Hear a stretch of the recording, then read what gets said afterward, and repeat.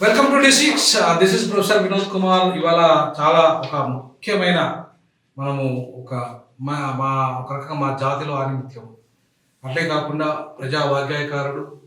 ఇవాళ గద్దరన్న తర్వాత ఆ స్థాయిలో అంటే గద్దరన్న కంటే నా దృష్టిలో అయితే గద్దరన్న ఒక మార్క్సిస్ట్ మేధావి అయితే ఒక అంబేద్కరిస్ట్ నిజమైన అంబేద్కరిస్ట్ మేధావిగా ఇవాళ ఒక పాట ప్రజా వాగ్గేయకారుడుగా, గాయకుడుగా, రచయితగా, సినీ గేయ రచయితగా ఇట్లా అనేక రకాలుగా ఇవాళ కళాకారుడిగా ఒక ప్రపంచ స్థాయిలో భారతదేశంలో మేము ఇద్దరం దర్బరెళ్ళాము. ప్రపంచ స్థాయిలో ఇంగ్లీష్లో కూడా పాట పాడిన ఒక మూలవాసి సిద్ధాంతకర్త మనం మాస్టర్జీ అన్న చూస్తున్నాం. ఇలా మాస్టర్జీ అన్న తెలవను ఈ దాదాపుగా ఈ తెలుగు రాష్ట్రాలలో లేరు. అట్లాగే మాస్టర్జీ అన్న రాజకీయ సిద్ధాంతాన్ని కూడా ఇచ్చారు. బహుజన రాజకీయ సిద్ధాంతం వైపు పాట ప్రజల కోసము. ఆ ప్రజలు ఎవరు? బహుజనులు. 85% ఉన్న ఈ దేశంలో బహుజనులు, 93% ఈ తెలంగాణలో ఈ బహుజనుల కోసం తన జీవితాన్ని త్యాగం చేసి పాటను, ఆటను, మాటను ప్రజలకు అంకితం చేసిన ఒక ప్రజానాయకుడు, ప్రజా గాయకుడు మాస్టర్ జయంతి స్వాగతం. జయవేమన అన్న, మీరు ఇవాళ మాకు ఏంటంటే ఆదర్శము. మీరు అందుకో దండాలు బాబా అంబేద్కర్ అన్న పాట ఇప్పటికీ కూడా గ్రామాన అది ఆ పాటను పాడని వాళ్ళు లేరు. మేమైతే స్ఫూర్తి పొందాం.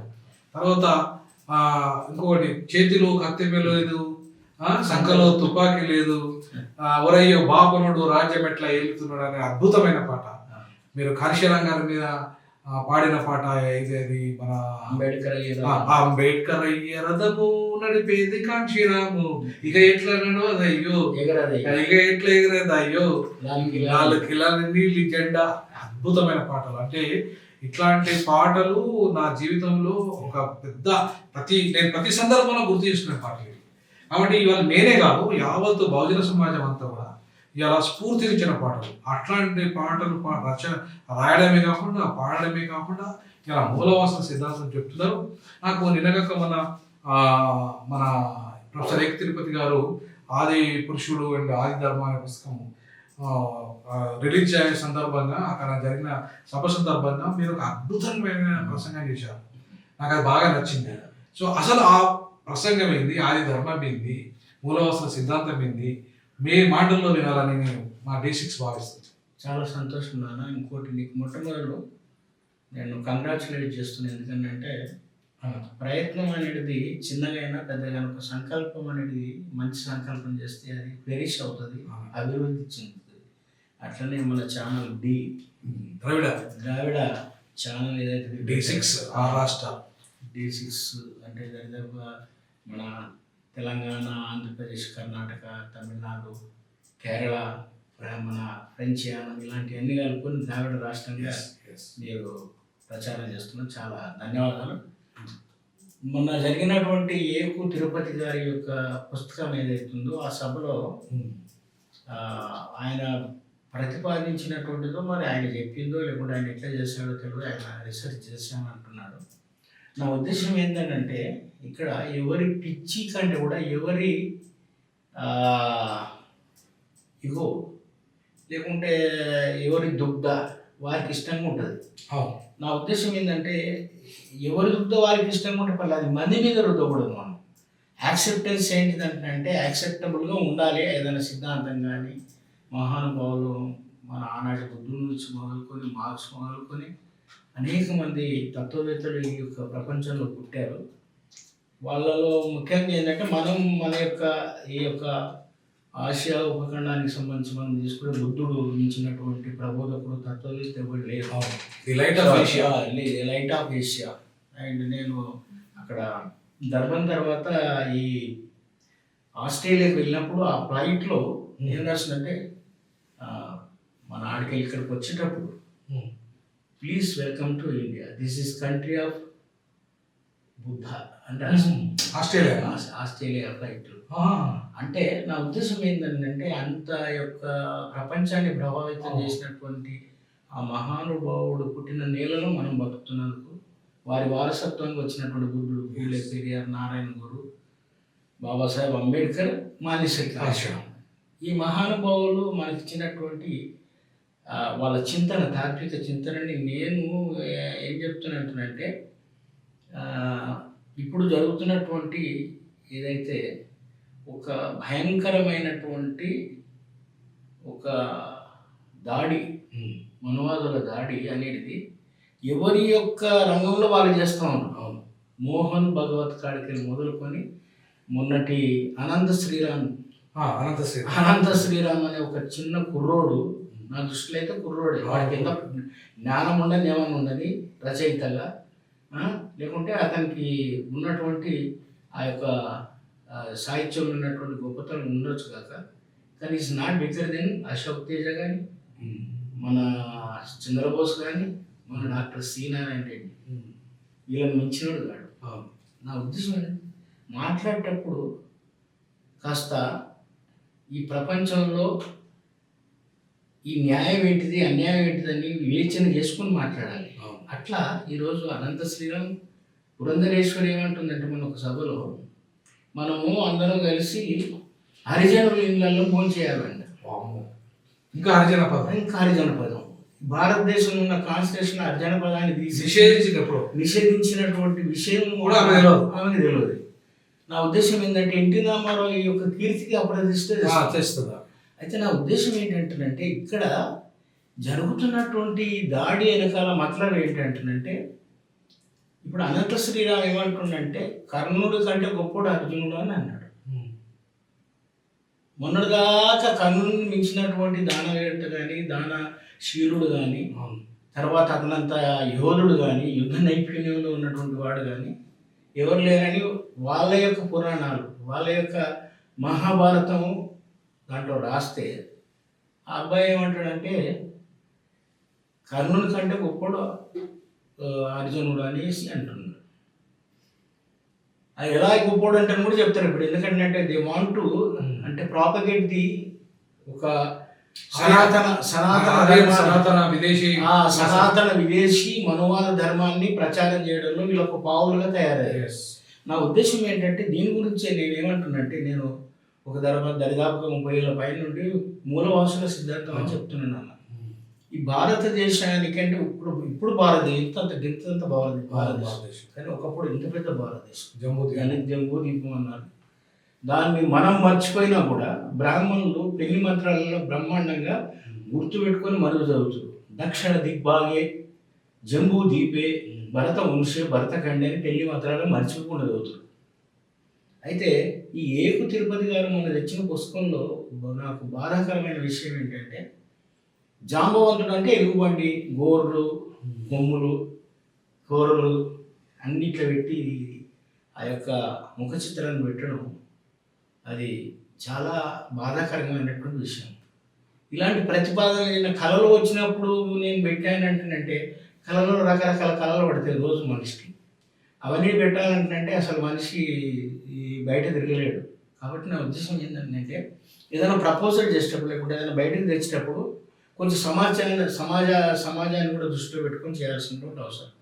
నా ఉద్దేశం ఏంటంటే నేను చెప్తున్న అంశాలు కాకుండా వాళ్ళ పురాణాలలో మహాభారతంలో రామాయణంలో జాంబవంతుడు అనేవాడు ఒకడు, రామునికి సహాయం చేసినటువంటి వాడు, హనుమంతుడికి గురువు, సీత జాడగా అనుకోవడంలో ప్రధాన పాత్ర ఇచ్చినటువంటి వాడు రామాయణంలో ఉన్నాడు.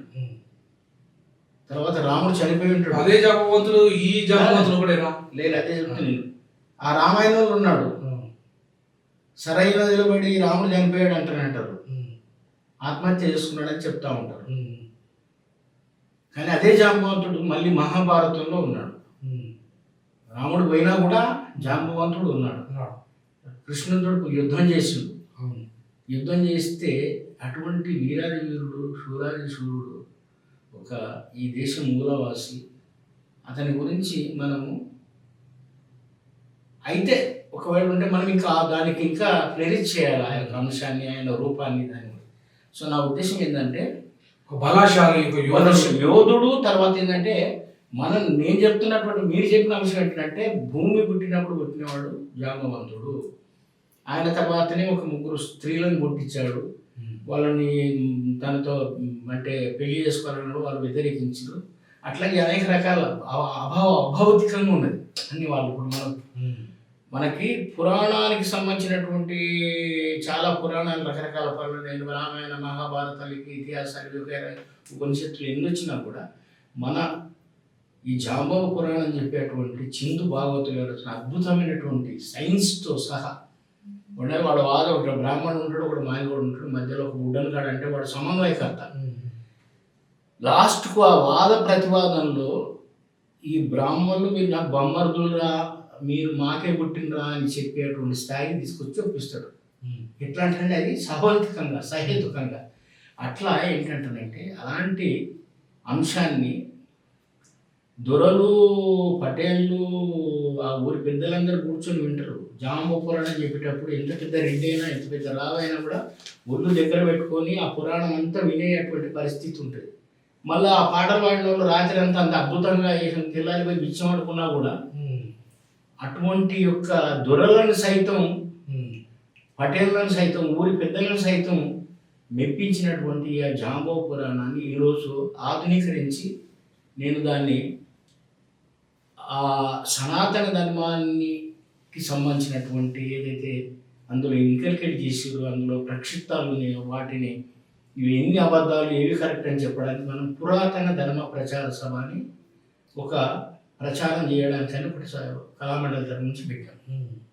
దీనికి సంబంధించి ఇప్పుడు జాంబవ పురాణాన్ని ఆధునీకరించి దాన్ని ఏం చేస్తున్నామంటే ఒక కళారూపంగా ఆధునిక జాంబవ పురాణం అని తీసుకొని వస్తున్నాం.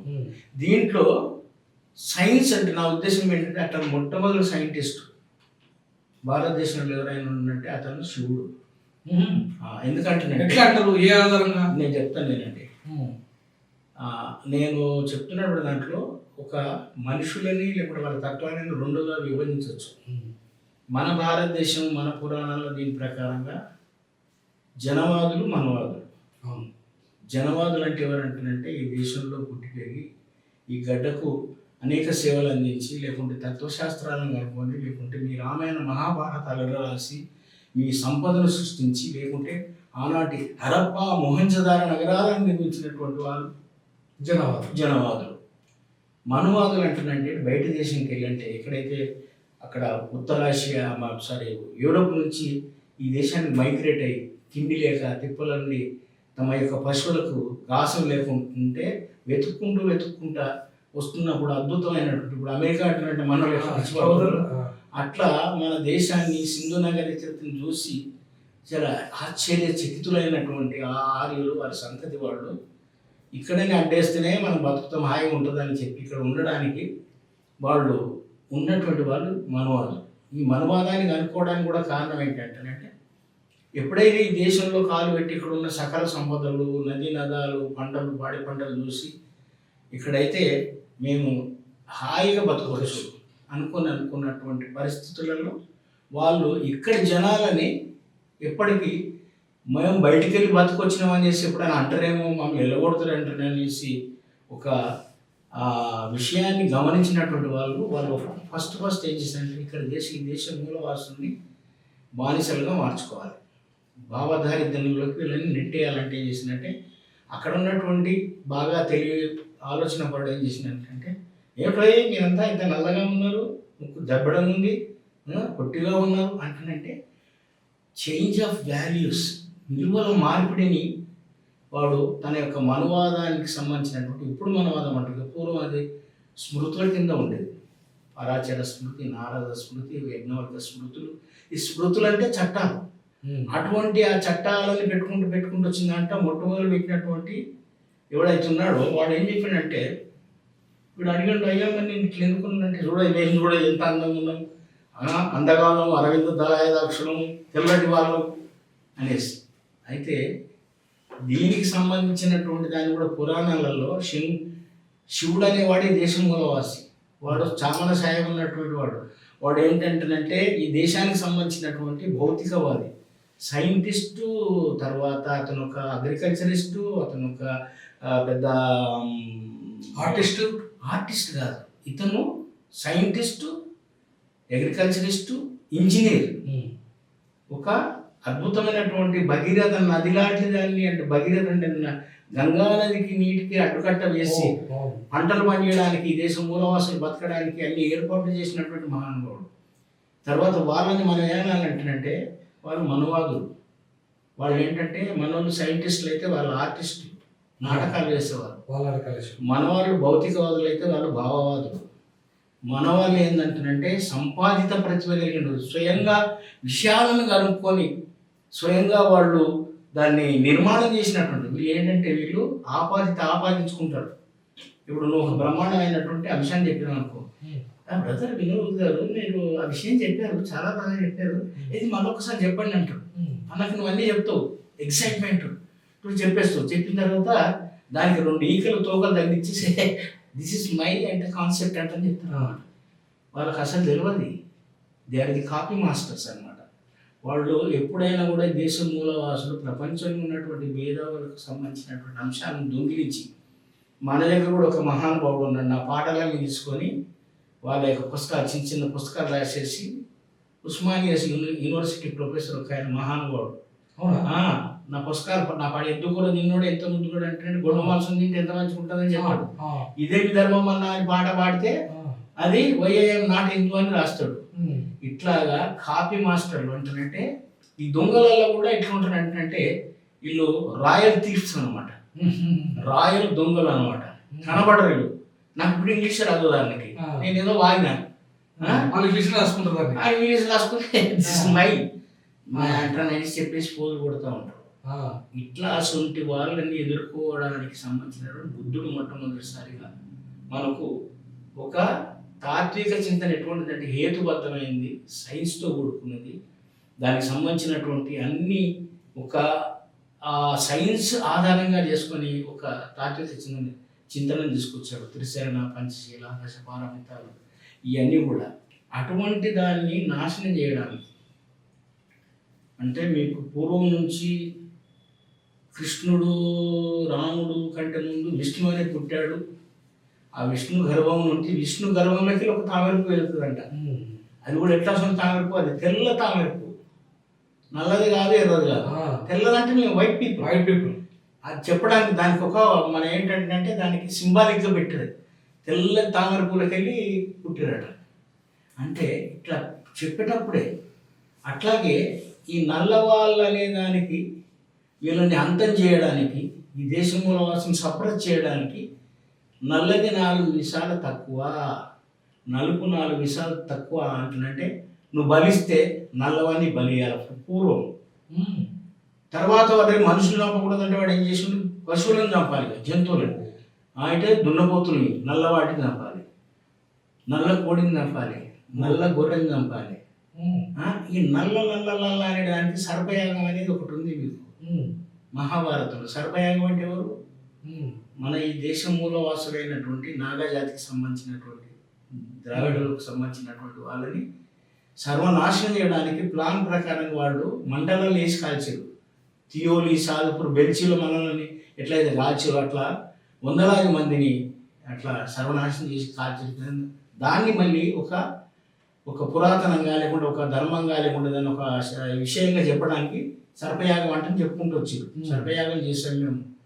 ఇట్లాగా ఈ చరిత్రనంతా కూడా ఏంటంటే చేంజ్ ఆఫ్ వాల్యూస్ చేసి మనల్ని ఈ దేశ మూలవాసులని ఒక బానిసలుగా చేయడానికి 3000 సంవత్సరాల నుంచి కథ నడుచుకుంటూ వస్తుంది. అంటే ఇక్కడ నాకు ఒక చిన్న ప్రశ్న ఏంటంటే, ఇప్పుడు బుద్ధుడు ముందా శివుడు ముందా? శివుడే చాలా ముందు. అయ్యో అతను ఈ విష్ణువు కంటేనంటే వీళ్ళందరికంటేనంటే బ్రహ్మ కంటే వీళ్ళందరికంటే ఈ దేశానికి మొట్టమొదలు పుట్టినటువంటి వాడు. ఈ దేశంలో మరి ఆయన బ్రహ్మాండమైనటువంటి ఒక భౌతికవాదాన్ని ప్రతిపాదించినటువంటి వాడు. ఉదాహరణకి శివుడి గురించి మనం మాట్లాడుకోవాలి, ఎందుకు మాట్లాడుకోవాలి, ఇప్పుడు చాలా అవసరం. ఒకప్పుడు శివకేశవుల యొక్క యుద్ధాలు జరిగినాయి సౌత్ ఇండియాలో. శివుడు మా శివుడు గొప్ప, మా శివుడు గొప్ప, విష్ణు గొప్ప. అయితే శివుడు అనేవాడు ఏంటంటే ఆయన ప్రతిపాదించిన సిద్ధాంతం ఏంటంటే మనుషులు అనేవాళ్ళు మనిషికే పుడతారు, కడుపులకి వెళ్ళి నోట్లకి వెళ్ళి తలకాయలకి వెళ్ళి ఇళ్ళకి వెళ్ళి పుట్టరా అంటే చెప్పింది. ఎట్లా పుడతారు అంటే పురుషుడి యొక్క శుక్లం అది తెల్లగా ఉంటుంది, స్త్రీ యొక్క అండంలో పడితే అది ఒక 9 నెలల తర్వాత పిండమై బయటకు వస్తుంది అనేది ఆయన చెప్పిండు. ఎంత సైన్స్ అప్పుడే మహానుభావుడు. దానికి కూడా ఎట్లా చెప్పాడు మళ్ళీ మర్చిపోకూడదు అని దానికి ఇట్లా 3 బొట్లు అడ్డబొట్లు పెట్టిండు తెల్లది పెట్టి దాంట్లో మధ్యలో ఒకటి ఎర్రది ఎర్ర బొట్టు పెట్టిండు. దీనికి ఏంటంటే అర్థం చేసుకుంటా అంటే మా అప్పుడు ఈ చదువులు గట్రా లేనప్పుడు ఆ పురాతనమైనటువంటి ఒక ఆదిమానవ కాలంలో ఉన్నటువంటి దానికి అర్థం చేసుకోవాలంటే వాళ్ళకు నిరంతరంగా కనబడేలాగా అడ్డబొట్టు ఇట్లా పెట్టేసి మధ్యలో ఎర్రబొట్టు పెట్టిండు. ఇగో ఇది శుక్లం శోణితం దీని కలయిక వల్ల మరి మనిషి పుడతాడు, ప్రాణులు పుడతాయి. ఒక నాటు వల్లే మనిషి, జంతువులు, పక్షులు ఇవన్నీ కూడా ఈ రకరకాలకు సంబంధించినటువంటి దానికి ఇది సింబాలిక్ అని చెప్పిండు. తర్వాత మళ్ళీ దాన్ని కూడా ఇంకా గట్టిగా ప్రతిపాదించాలంటే అంగాన్ని లింగాన్ని ఒక దాన్ని తయారు చేయించి ఇగో ఈ రెండు కలిస్తేనే మన వాళ్ళు జామపురంలో అద్భుతంగా చెప్తారు. తోలు తోలు కలిసి తోమంగా తోమంగా, తోలు తోలు కలిసిన అంటే అర్థమైంది కదా, తోలు తోలు కలిసి తోమంగా తోమంగా పుట్టెదా ఈ జీవి తెలుసుకున్న మానవాన్ని. అంటే నా ఉద్దేశం ఏంటంటే శివుడేమో సైంటిస్టు, విష్ణు ఏమో ఆర్టిస్ట్. అర్థమైందా? ఈయననేమో సత్యాన్ని, ధర్మాన్ని, న్యాయాన్ని ప్రతిపాదిస్తే ఇలా ఉందనుకో, చేస్తుందనుకో, పుట్టిందనుకో, మా దేవుడు ఉన్నాడు అనుకో అనుకో అన్నీ అనుకోలే. వీళ్ళు ఏంటంటే ఇది నిరూపించినటువంటి పరిస్థితి లేదు. దానికి ఏంటంటే వాళ్ళు కాపీ మాస్టర్స్. కాబట్టి నా ఉద్దేశం ఏంటంటే ఈరోజు చాలా అవసరమైనది మనం మాట్లాడుకునేటువంటి పరిస్థితులలో జనవాదులు, మనవాదులు. ఈ జనవాదులు ఎవరంటే ఈ దేశంలో పుట్టి పెరిగి హరప్ప, మొహంజదారో నగరాలు నిర్మించి డప్పును, చెప్పును వీటినన్నింటిని కనుక్కొని మరి ప్రపంచానికి ఇచ్చినటువంటి వాళ్ళు ఈ దేశం మూలవాసులు. మరి విదేశీయులు, మన వాళ్ళేమో భారతీయులు, గంటలంటే అప్పుడు ఉన్నటువంటి భారతీయులు, మన వాళ్ళు మూలవాసులు, వాళ్ళు విదేశీయులు. ఈ విదేశీయులు వచ్చినటువంటి ప్రాంతాలు ఇప్పుడు మీరు కూడా మరి ఇంతకుముందే నేను తమ్ముతో చెప్పినప్పుడు జీపీ దీనికి ఏమంటారు, అది గూగుల్లోకి వెళ్ళేసి మీరు జీపీ చాట్ జీపీటీలో కొడితే వాళ్ళు ఎక్కడికి వెళ్ళి వచ్చినా బ్రహ్మాండంగా వస్తుంది. ఎక్కడికి వెళ్ళి ఉత్తర యూరోప్కి వెళ్ళి వచ్చినటువంటి వాళ్ళు ఆర్యన్స్ అని వాళ్ళ మన యొక్క డిఎన్ఏ తీసుకుంటే అంతా బయటికి బతకొచ్చినారు. బతకొచ్చినారు. ఈ బెగ్గర్ ఇస్ నాట్ చూసారు అని మన లాలో ఉంది తెలుసు. బిచ్చగాడికి హక్కులు ఉండేవి.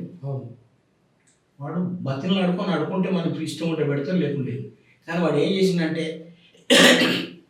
నేను భిక్షగాన్ని అని వీళ్ళు అంటారేమో, రేపు ఈ దేశం మూలవాసులు అంటారేమో, నేను కూడా ఈ దేశం పొందానంటే ఏం చేయాలంటే ఈ యొక్క మార్పులకు సంబంధించి కర్మధర్మ సిద్ధాంతాన్ని ఫస్ట్ ఏమన్నారు, నేను ఇటు ఎందుకు పుట్టిన సారు అంటే ఈ కర్మరా అంటున్నాను. కర్మ అంటే ఏంటిదంటే కర్మ అంటే అది దైవం మంత్రాధీనం, మంత్రం బ్రాహ్మణాధీనం, బ్రాహ్మణం మమ దేవత. దేవుడు అనేవాడు ఒకడు ఉన్నాడు, వాడు మాకు మాత్రమే వింటాడు, మీకు తెలియదు.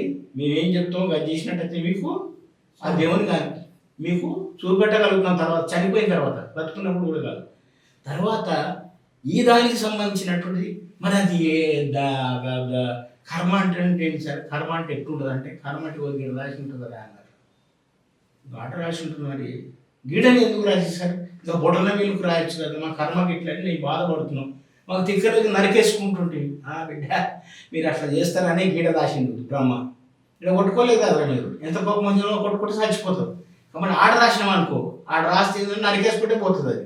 అందుకే మేము ఈడ రాసినాం అంటే మా దేవుడు ఈడ రాసిందంటని చెప్పి ఇట్లాగా రకరకాల. అసలు మనువాదం అంటేనే మాయావాదం.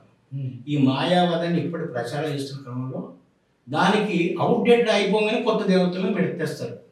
36 కోట్ల దేవతలు మన భారతదేశంలో.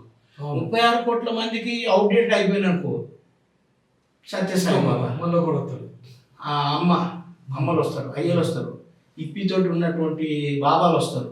వీళ్ళందరూ కూడా ఏంటంటే ఈ యొక్క మనువాదాన్ని దాని ఆధారితంగా ఉత్పన్నమైనటువంటి దేవతను దానికి సంబంధించింది కాపాడుకోవడానికి వస్తూ ఉంటారు. వీళ్ళు కాపాడంటే వీళ్ళు ఏజెంట్లు అన్నమాట. వీళ్ళు ఆర్య మనువాదుల యొక్క ఏజెంట్లుగా చాలామంది మన భారతదేశంలో చెప్తా ఉంటారు. ఇప్పుడు ప్రవచనాలు మీరు ఇంకొకటేనా, అంబేద్కర్ మరి ఆర్య ద్రవిడ సిద్ధాంతం లేదన్నాడు అనేది చెప్తారు కదా. మరి అది మీరు చెప్తున్న ప్రకారం ఆర్య ద్రవిడ సిద్ధాంతం ఉంది, ఆర్యులు విదేశీయులు. మరి అంబేద్కర్ సిద్ధాంతం ప్రకారం లేదంటారు కదా. అంబేద్కర్ వాళ్ళు చాలా అంబేద్కర్ అనలేదు అన్నట్టుగా చెప్తారు. కానీ బాబాసాహెబ్ అంటాడు కరెక్ట్. ఏంటంటే అసలు బాబాసాహెబ్ చెప్పిందే నాగజాతి, మనకి ఈ భారతదేశంలో నాగజాతి అనేది దానికి సంబంధించినటువంటి నాగపూర్ కూడా అట్లనే వచ్చిన అట్లా పేరు. అన్ని పేర్లు నాగ కానీ ఇప్పుడు ఇది చెప్పిన నాగాలాండ్. నాగాలాండ్ కానీ ఇవన్నీ కూడా ఎందుకు వచ్చినాయి ఒట్టిగా రావు కదా పేర్లు. ఇప్పుడు మేము చిన్న ఉదాహరణ చెప్తాం. మేము అప్పుడు ఈ బొల్లారంలో ఉండగా ఒక 12 ఇళ్ళు ఉండేవి. ఆ 12 ఇళ్ళలో 3 మన బెస్టర్లు, 3 మాలలు, 5 మాదిగోళ్ళే ఉండేవి. అంటే ఇప్పుడు మా ఇంట్లో గంగాధరి, ఇంకొకరి పేరు కూడా గంధమాల రాజయ్య అని ఒక తుమ్మ చెట్టు కింద వాళ్ళ గుడిసె తుమ్మ చెట్టు కింద ఉండేది. వాళ్ళు తుమ్మ చెట్టు కింద ఉండడంతో కొన్ని ఆ తుమ్మ కింది రాజయ్య అయిపోయింది. ఎందుకంటే అట్లనే ఈ నాగాలాండ్ కానీ నాగపూర్ కానీ మనకి గిడ కూడా నాగపూర్ ఉంది, కోతంటే గజ్వేల్ అవుతారు. ఇట్లా నా ఉద్దేశం ఏంటంటే పేర్లు అవి దాని యొక్క మూలం ఉంటేనే వస్తాయి. ఇప్పుడు ఆర్యవర్తం అన్నారు మొట్టమొదటి. ఆర్యవర్తం అనేది ఇది హరప్ప మొహంజదార నగరాలకు సంబంధించిన ఏదైతే ఆ యొక్క నాగరికత ఉందో సింధు నాగరికతని వాళ్ళు దాని యొక్క మూలాలను తీసేయడానికి ఆర్యవర్తం అన్నారు. తర్వాత ఇలా గోత్రాలు పెట్టారు. గోత్రాలు ఏంటంటే ఆరులు ఎక్కడికెళ్ళో వచ్చినప్పుడు వీళ్ళు చిన్న చిన్న టెంట్ లాంటి దాంట్లో ఉండేవాళ్ళు. ఫలానాలకు ఒక గోత్రం అంటే గోత్రం అంటే గోవులు కట్టేసింది ఉంటుంది కదా. ఇప్పుడు మన సంతలు గోవులు మన గోడు వాడు అన్ని కలిగా అయితే ఒకడు కొమ్మలకి ఎర్రగా కూస్తాడు, ఒకడు పచ్చడి కూస్తాడు, ఒకడు ఇట్లా కూస్తుంటాడు. అట్లా వీళ్ళు ఏం చేస్తారంటే గోవులకు ఉన్నటువంటిది ఫలానా గోత్రం ఫలానా అవి చచ్చిపోతే కూసుకొని తిన్నారు ఈనా కొడుకులు. ఇప్పటికీ కాశ్మీర్లో బ్రాహ్మణులు గొడ్డు మాంసం తింటారు. అయితే ఈ గోత్రం అనేది కూడా అట్నే వచ్చింది. గోవింద్ అనేది కూడా గోవు ఈ యొక్క విందు అనేది కూడా అట్నే వచ్చింది. ఇట్లా ఈ అంశాలని బుద్ధుడు వచ్చిన తర్వాత మీరు పశు సంపద నాశనం చేస్తున్నారు, భారతదేశం ఈ దేశంలో ఉన్నటువంటి వ్యవసాయానికి నష్టం జరుగుతుంది అని చెప్పేసి ఆ వాదంతో అందరు ఏకీభవించేసేసరికి అనేది ఈ బుద్ధుడి వల్ల మనకు చాలా డేంజర్ అయిపోయేటట్టుందని వాళ్ళు గోమాంసం మానేశామని చెప్పేసి అక్కడ నుంచి తమను తాము సెటిలైట్ చేసుకున్నట్టుగా నటిస్తూ ఉంటారు. సో ఇట్లా ఏంటంటే ఈ దేశంలో మూలవాసులు విదేశీయులు అనే అంశాన్ని మనం గట్టిగా చెప్పాలి. మూలవాసులు ఎవరంటారంటే ఫస్ట్ మా శివుడు, మా రావణుడు, మా వైరావణుడు, ఇక్కడ పెట్టుకుంటూ ఎవరైనా ఉంటే వాళ్ళు ఈ దేశంలో మూలవాసులు. పొడుగు పెట్టుకుంటాడు ఒకడు, 2 బొట్లు పెట్టుకుంటాడు ఒకడు, 3 బొట్లు పెట్టుకుంటాడు ఒకడు. అట్లా ఎందుకు పెట్టుకుంటాడు తెలుసా? ఈ పొడుగు ఒక్కడే పెట్టుకుని నీకు ఇంత పేరు వస్తుంది, మనం ఎందుకు దీనికి కొంచెం మారుతామని 2 పెట్టుకున్నాడు. అరే 2 బొట్లు పెట్టుకున్నాడు, మనకి ఎట్లా మన ఐడెంటిటీ ఎట్లా? ఇప్పుడు 3 పెట్టుకున్నాడు. ఇంకోటి బొట్టు కింద బొట్టు పెడతాడు మన దాంట్లో కూడా. అంటే ఈ రకరకాల ఐడెంటిటీ క్రైసిస్ క్రైసిస్. సో ఇట్లా ఏంటంటే మనం ఇప్పుడు చెప్పాల్సింది ఏంటంటే మీరు బయటికి వెళ్ళి వచ్చినటువంటి వాళ్ళు, మీరు మనవాదులు, మీరు ఇప్పుడు చెప్తున్నటువంటిది అయితే సనాతన ధర్మం అంటారో ఈ సనాతన ధర్మానికంటే కొన్ని వేల సంవత్సరాల ముందే మా జాంబవంతుడు ఇచ్చినటువంటి ధర్మం పురాతన ధర్మం. ఈ పురాతన ధర్మంకు సంబంధించినటువంటిదే బుద్ధుడు, పూలే, పెరియార్, నారాయణ గురు, బసవేశ్వరుడితో సహా బ్రాహ్మణ కులంలో పుట్టి యంత్రానితనం ఉండొద్దని చెప్పినటువంటి ఆ బసవేశ్వరుడు కూడా మన యొక్క వర్గాల ప్రయోజనాలకు పనిచేసినటువంటి వీళ్ళందరినీ మనము మన వారసులుగా మన సమాజానికి పరిచయం చేయాలి. ఎప్పుడైతే ఈ సనాతన ధర్మం పేరుతో ఇప్పుడు జరుగుతున్నటువంటి దాడి ఏదైతున్నదో దీనికి సరి అయినటువంటి మందు చెక్ పెట్టేటువంటి మందు పురాతన ధర్మం. ఈ పురాతన ధర్మాన్ని మనం తప్ప సనాతన వర్సెస్ పురాతన. అయితే ఈ పురాతన ధర్మం ఏంటిదంటే జాంబవుడు కాంశీరం. ఇట్లా ఇది హేతుబద్ధమైంది, శాస్త్రీయమైంది.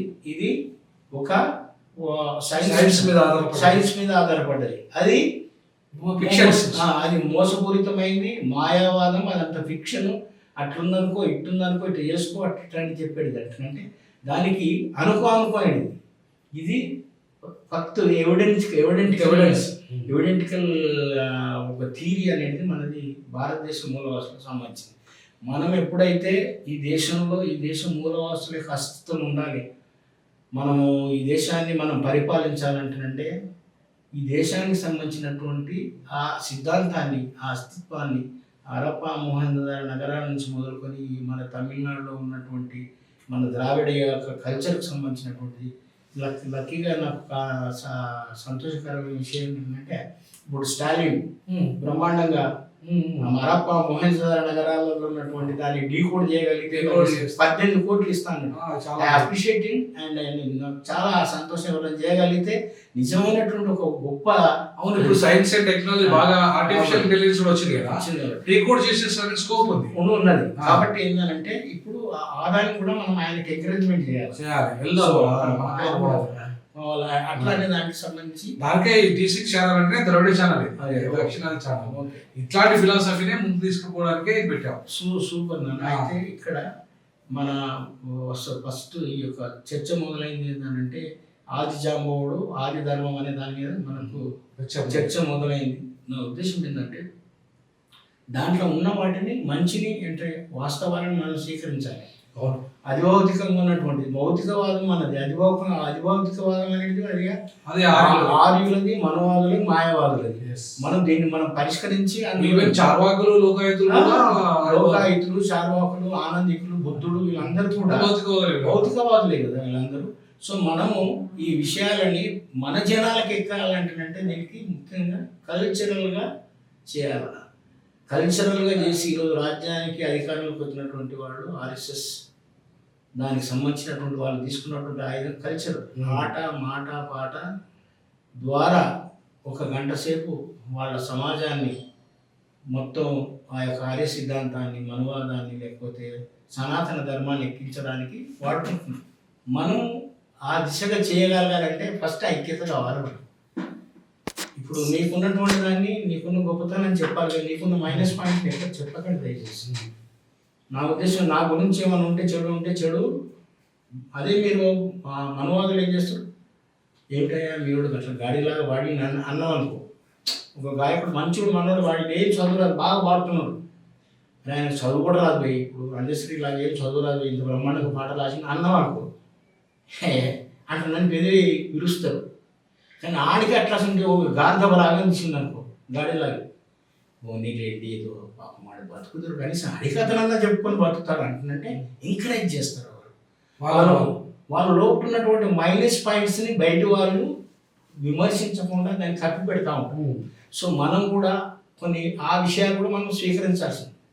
చెడు అనేది ప్రతి దాంట్లో ఉంటుంది, మన దాంట్లో ఉంటుంది. ఇప్పుడు మనవాదులు అంటే మానవాదుల వల్ల కూడా మనవాదులు తయారయ్యారు. కాబట్టి జనవాదులు అంటే బ్రాహ్మణులలో ఎస్ఆర్ శంకరం జనవాది, బసవేశ్వరుడు జనవాది. అట్లాగే ఇట్లాగా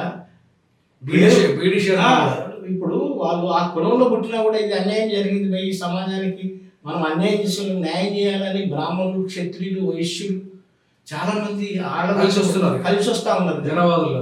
వాళ్ళు వీళ్ళు జనవాదులు, వాళ్ళు మనవాదులు. ఇప్పుడు మన దాంట్లో ఒకటి బౌద్ధాలు, ఒక మాదిగూడు ఉంది అనుకున్నాం.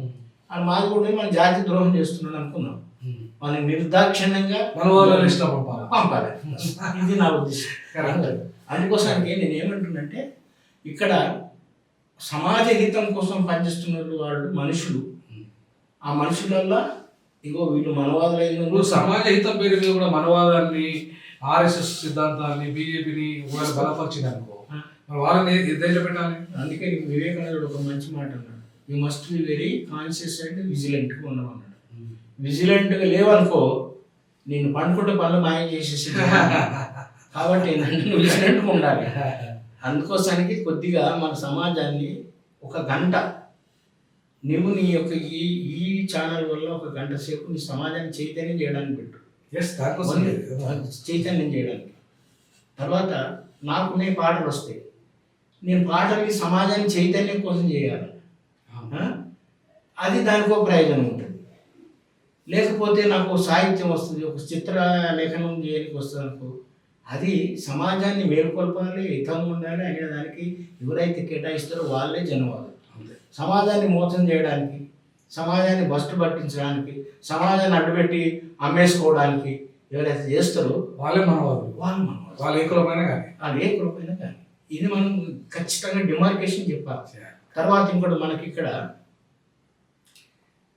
ఫ్రెండ్లీ అంటేనంటే మనకి మిత్ర వైరుధ్యం, శత్రు వైరుధ్యం అని చెప్తుంటారు వామపక్షాలు. వాళ్ళు చెప్పింది బాగానే, మిత్ర వైరుధ్యం, శత్రు వైరుధ్యం. మిత్ర వైరుధ్యం పేరుతోటి మిత్రులుగా ఉంటూనే వాళ్ళు శత్రువులాగా నటిస్తూ ఉంటే వాళ్ళని స్వేర్ చేయకూడదు. ఇప్పుడు మనం ఏదో మా మధ్యలో బిఎల్ఎఫ్ వచ్చినప్పుడు చాలా ఆశపడ్డాం. అవును, చాలా మార్పులు వస్తాయి. మేము బ్రహ్మాండంగా వచ్చేసిందా మనం అనుకున్న కళలు కంటున్నటువంటి టైం వచ్చింది అనుకున్నాం.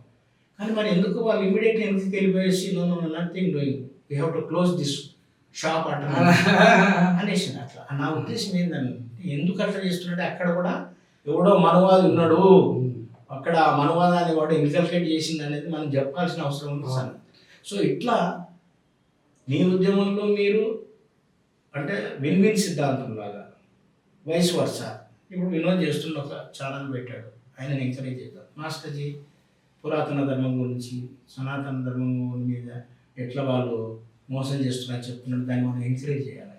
అట్లనే ఎవరైనా కానీ మూలవాస సిద్ధాంతం అట్లా దాన్ని ఎంకరేజ్ చేసినట్టయితే తప్పకుండా అందుకే అందులో భాగంగానే నేను ఇన్వైట్ చేసిన దానికే ఎంకరేజ్ చేయడానికి పిలిచాను. థ్యాంక్ యూ అమ్మా. ఇప్పుడు మళ్ళీ నెక్స్ట్ కూడా పాటలు మీ పాటలు మీతో 3 పాటలు చెప్పినాయి.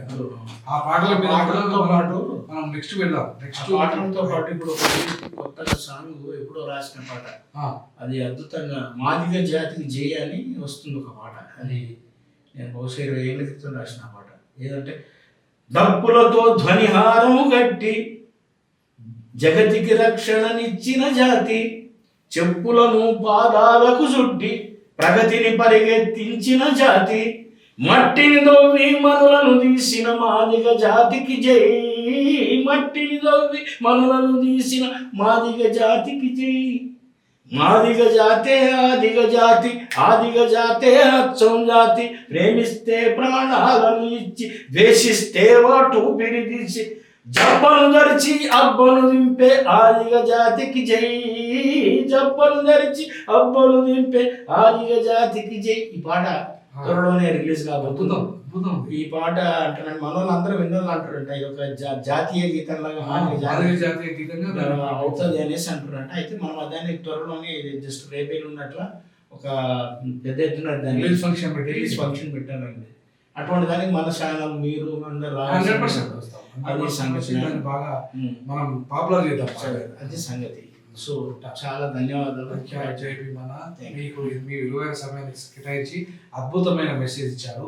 ముఖ్యంగా మూలవాస సిద్ధాంతం, పురాణత సిద్ధాంతం ఏదైతుందో, ఈ సనాతన ధర్మము అధర్మం ఏదైతే ఉందో దాన్ని బద్దలు పెట్టడానికి మాస్టర్జీ కళలు, పాట, ఆయన మాట అంతా కూడా దీనికే ఉంటుంది. ఖచ్చితంగా రానున్న రోజుల్లో మాస్టర్జీ ఒక ఐకాన్, ఒక ఆశాకిరణంగా మూలవాసులందరికీ కూడా ఇవాళ ఆశాకిరణంగా ఆయన సాహిత్యం నిలుస్తుంది, కళాకాలం నిలుస్తుంది. ఖచ్చితంగా D6 మాస్టర్జీ కళల్ని, ఆయన సాహిత్యాన్ని ప్రచారం చేస్తారని ఈ సందర్భంగా D6 ప్రేక్షకులందరికీ జై విడుదల చేస్తాం. Thank you.